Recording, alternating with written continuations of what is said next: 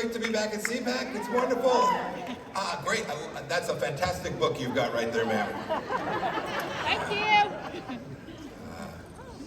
It is great to be back among friends where we can fellowship. We can talk about the things that matter to America. We can break bread together, although since you've seen me last, I'm breaking a lot less bread these days. Yeah. My wife is happy. I'll live a little longer. Life is good. I always show up here I show up here and I'm always leave more optimistic, more energized. It is a welcome side effect of spending all this great time with folks like you who understand the beauty and the power of the miracle that is our country, the United States of America.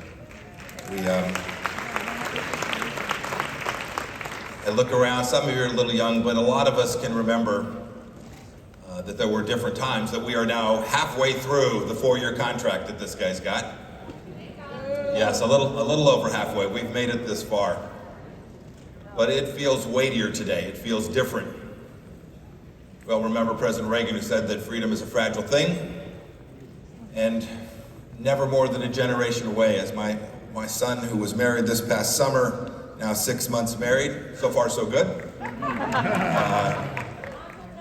We know that there's a second half of that famous line that hits home. Because if each of us, if we don't pass that freedom to our children, we have to put it in their bloodstream. It can be lost. And I am confident none of you are ever going to let that happen. Thank you and bless you for that. But we're reminded that we got to fight for it. We got to protect it.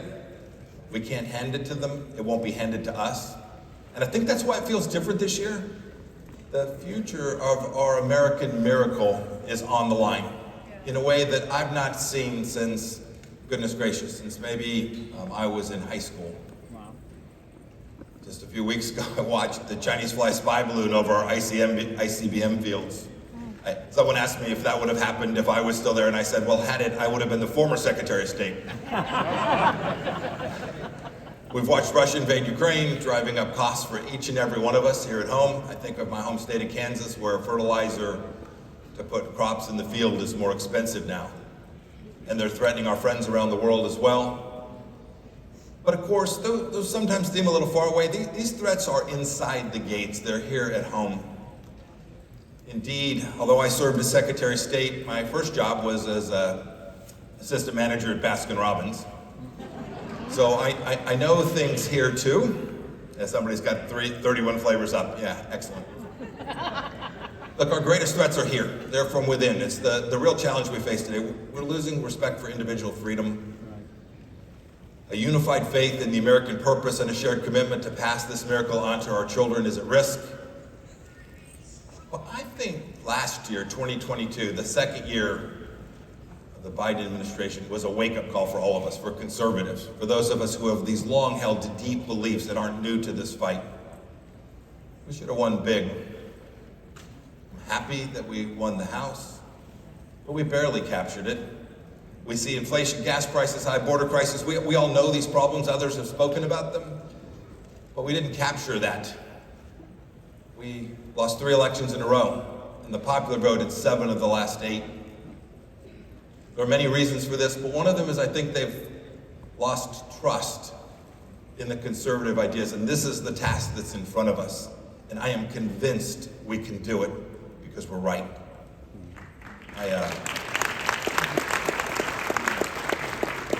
My mom and dad taught me to hate losing, and it is in my bones. The book that was just raised was my book called Never Give an Inch. Losing is bad because losing is bad, but the principles that we stand for are what's really at risk. And it's not a political problem. The problem is that the losses are a symptom of something much bigger. I think it's a crisis in conservatism. We've lost confidence that we are right. It's not just a crisis of competence, it's one of character as well. We need to get everyone who understands America and our Judeo-Christian founding back in this movement, in the same way we know can be done. A basic return to these central ideas, not only in the way we talk about it, but the way we act, our deeds, every one of us. So what's that look like? What do we do? I'm convinced I'm convinced we're unstoppable when we are fully committed to freedom, equality, the basic things we all know, an unwavering faith in our founding principles. That belief, that faith in God who gave us all of our rights got me through my time as a young cadet at West Point. It sustained me when I was a young soldier, tank platoon leader, Freedom's frontier in East Germany during the Cold War, fighting alongside my fellow soldiers, ready to do America's work in deterring the bad guys in that time of conflict. It allowed me to have the opportunity, this central idea of American greatness, to stare down some of our toughest foes and most committed enemies when I was the 70th Secretary of State. It always makes me laugh. I was the 70th Secretary, President Trump was the 45th President, so I'm always reminded I had more turnover. There's more turnover in my job than his. 4 years, we did well. I've had the chance to learn with tough lessons on the front line in the fight for freedom that these ideas, these principles, that they're not just things we come to CPAC and talk about, or that we share with our friends, that the things we do at the toughest moments to share our destiny with each other, having faith in the mission and the confidence that we can actually execute in a way that delivers good outcomes for our kids, for our grandchildren. I think these ideas have lessons for the Republican Party, too. We've been given an awful lot. That means we're required to do a whole bunch, too. We've been given this freedom. We've been entrusted to protect it. We must live up to that expectation, both in our character and in the results that we achieved. We need a party, a conservative party, that we can be proud to call home again, rooted in our founding ideas, led by people of real character, competence, and commitment to the mission that brought you all here today. Restoring an America that is not only great, but moral, muscular, decent, ready to stare down the forces of unfreedom, not just on Twitter or in the media, but in every place this miracle today is under threat. You all see it. I was out last year campaigning hard.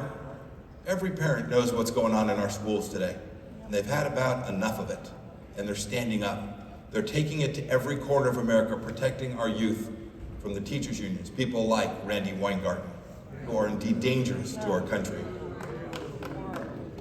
We have to also show why. To show why and how we're different from the left, embracing conservatism that sets us apart in substance and style, and our commitment to values. Liberals look for solutions in the government. We know that's dangerous. Don't hand that government more power under the guise of conservatism. We shouldn't look for larger-than-life personalities, but rather we should find power in the rooms like this one, people all across the country. And I'm confident we're going to get that. A renewed dedication to accountability, personal responsibility, and results. This is the thing that has made the conservative movement in our party successful for decades. We can't become the left, following celebrity leaders with their own brand of identity politics, those with fragile egos who refuse to acknowledge reality. This is a tough world, both abroad and here.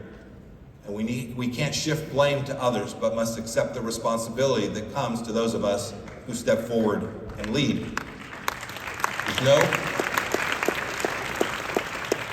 Over the last few years, I've heard some who claim to be conservative excuse hypocrisy by saying something like, well, we're electing a president, not a Sunday school teacher.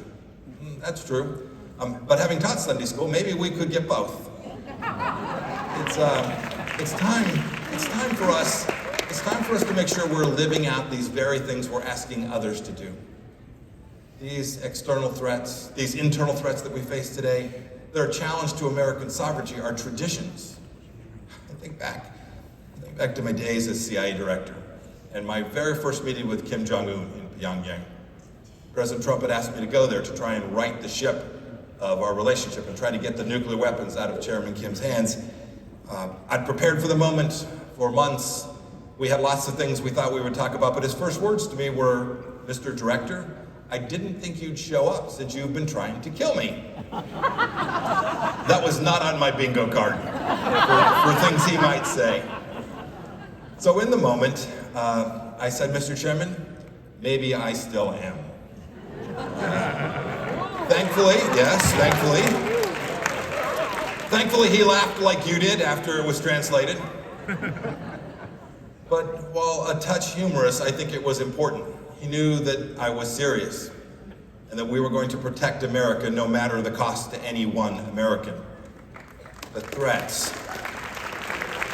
we face today are no less demanding than those that faced our parents and our grandparents who fought in World War II, Vietnam and Korea, and the young people today who fought our wars in the Middle East. This challenge that we all hear so much about from the Chinese Communist Party, this challenge threatens every aspect of our lives. Sometimes we think about China, we think about Taiwan, right? That seems a long ways away. The real challenge from China is that they are inside the gates. They're here gathering intelligence through technology that are on our cell phones. They're here propagandizing. I directed the closure of the largest spying operation ever conducted inside the United States of America. The Chinese government was doing this from our diplomatic facility in Houston, Texas, of all places. We shut it down. No other administration would have ever done that.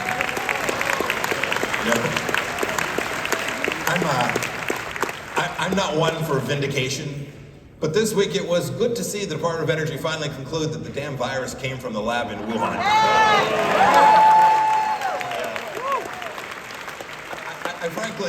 I nearly lost my job. I nearly lost my job as Secretary of State for publicly ripping into China over what happened. This COVID virus that they foisted on the entire world, killing millions and affecting every life in this room for years and years. You know, I contradicted the official American line that had been in place for 40 years. People who said, boy, Xi Jinping's doing a good job. I was told to shut the heck up. But we should never shut the heck up when we're defending the United States of America and its people.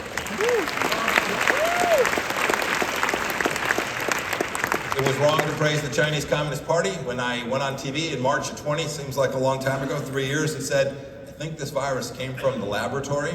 It's called racist and worse. But the data was as clear then as it is today.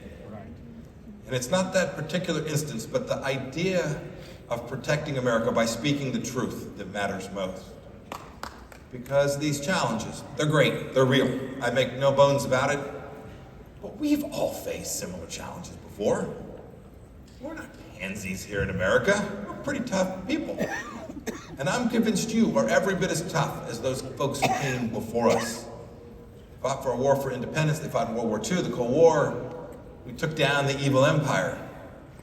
We took down the radical left in the 60s when they were trying to begin the change that we see now back being foisted here at home. And it's these internal threats that are the most dangerous, by far. A free people can't survive an unrelenting growth of government.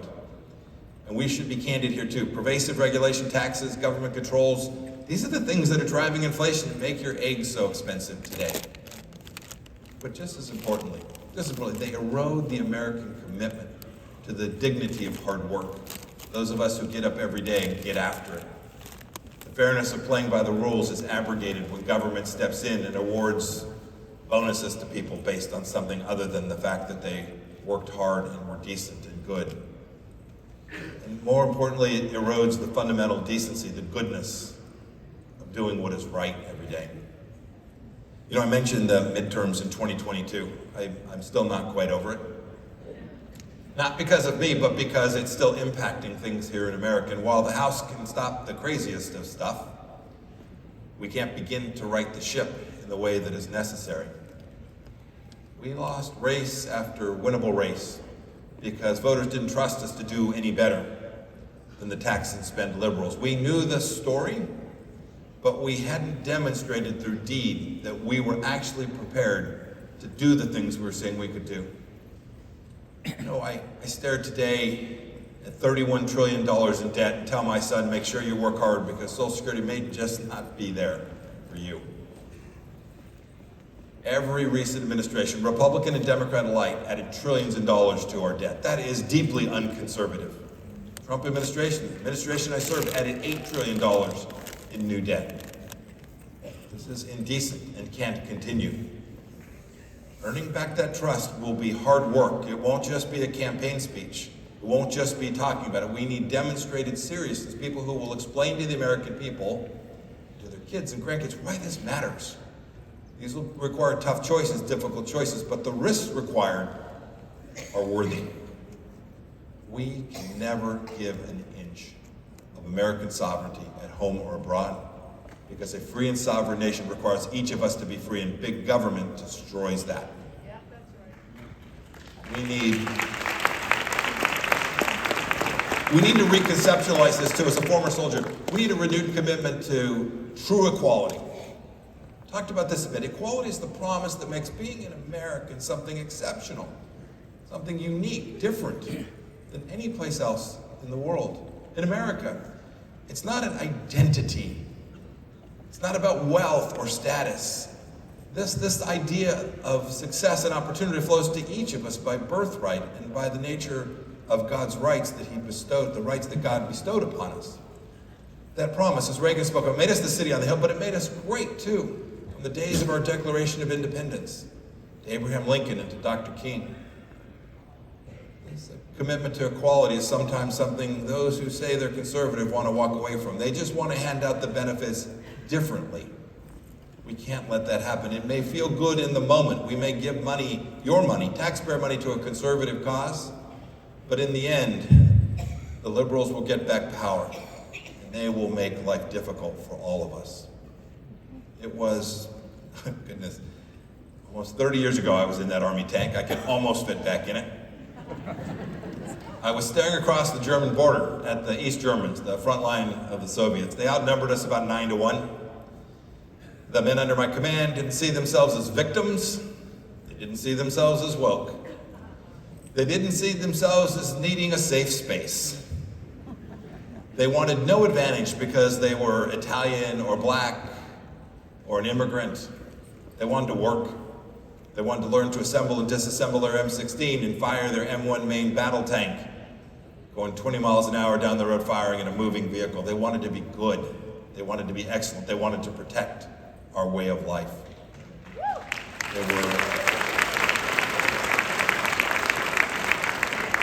They were men of deep character. They didn't talk about what they did. They had a shared commitment to, and they had a confidence in America that we can never lose. And this is how we get back the trust of the American people. I've seen this up close. I've seen America's most senior military leaders obsessed with pronouns, and less obsessed with the only noun that matters to a soldier: victory. Some would have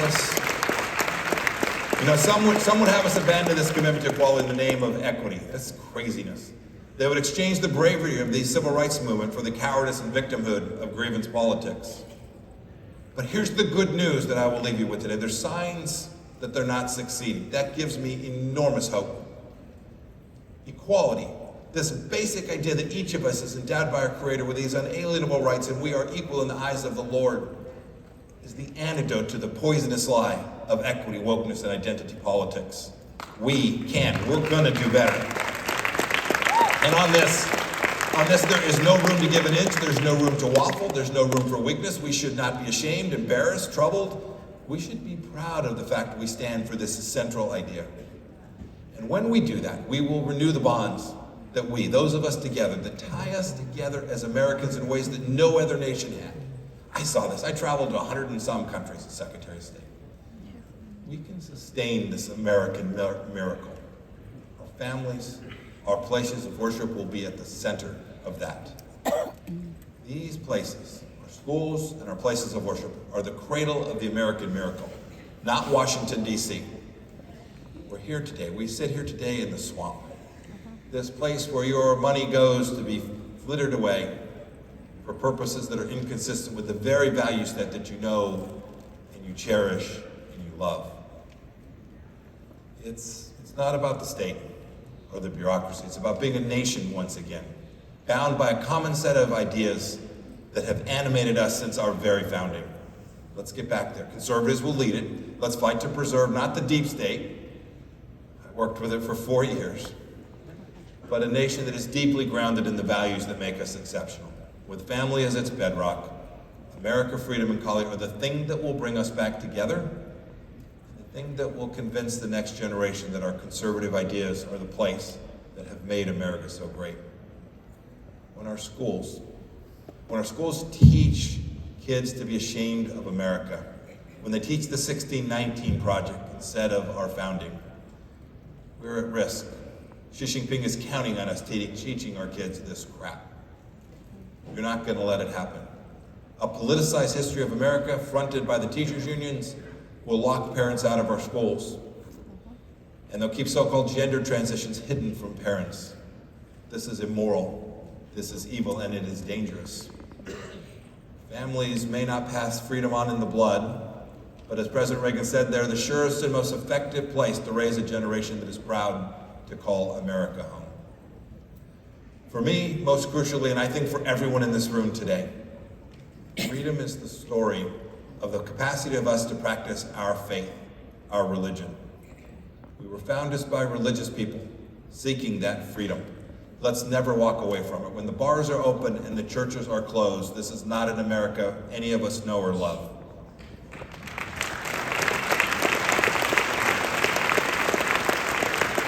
Christians, Jews, Muslims, being pressured to abandon their beliefs that have been central to their faith for millennia. Small business owners being forced to do things that are inconsistent with their faith, to choose between their faith and their livelihood. We can't let this happen. I worked terribly hard as Secretary of State, and we did good work on religious freedom around the world and here at home. It's a shame. It's a shame that freedom here at home is under assault in ways that it is in other parts of the world as well. But we know this. They can cancel some things. They're not going to cancel God. Not happening.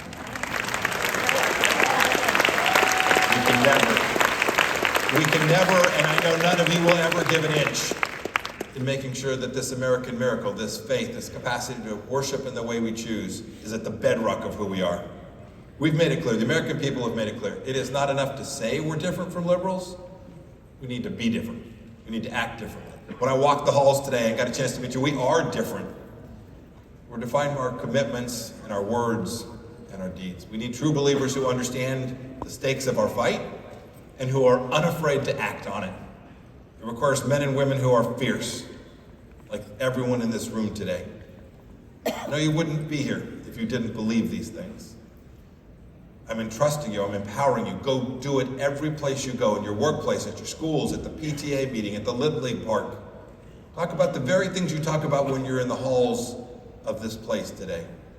I believe a conservative return to what matters will get us back to the right places. I'm convinced that we can do it. We sometimes hear each other talk and we get pretty down. We watch the things that are going on and we become more timid. We must do just the opposite. The American miracle is powerful. You are part of it. You will lead us back to the right place. We are going to restore a conservative America that has at its core our founding ideas of our Judeo-Christian tradition. The fight has started. We're in it. There's no turning back. We have a responsibility to act consistently that every day and stay in the fight. I'll always do that. I know you'll join me. God bless you, and may God bless the great nation